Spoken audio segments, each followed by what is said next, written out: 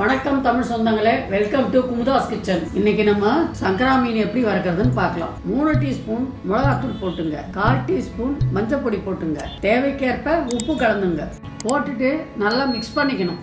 ஒரு டிராப் கூட தண்ணி சேர்க்காம மீனை மட்டும் எடுத்து நல்லா பரட்டி போட்டு ஒரு தட்டில் வச்சிருங்க. மிச்சம் இருக்க மிளகாத்தூளை அந்த மீன்லயே லேசா தூவி விட்டுடலாம். மீன் மேல தண்ணி தெளிச்சுட்டு ஃப்ரீசர்ல ஒரு 1/2 hour வச்சிருங்க. தேவையான அளவு எண்ணெய் ஊத்திக்கலாம். இப்போ எண்ணெய் காஞ்ச உடனே கொஞ்சம் கருவேப்பிலையை போட்டுக்கலாம். எண்ணெய் நல்லா காஞ்சிடுச்சு. இப்போ ஒவ்வொரு மீனா கடாயில போடலாம்.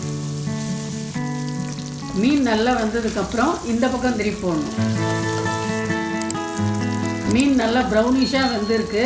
நம்ம இப்போ எடுத்துடலாம். சூப்பரான சிம்பிளான சங்கரா மீன் ரெடி ஆயிடுச்சு. இதே மாதிரி உங்க வீட்டில் செஞ்சு பாருங்க. இந்த வீடியோ உங்களுக்கு பிடிச்சிருந்தா மறக்காம சப்ஸ்கிரைப் பண்ணுங்க.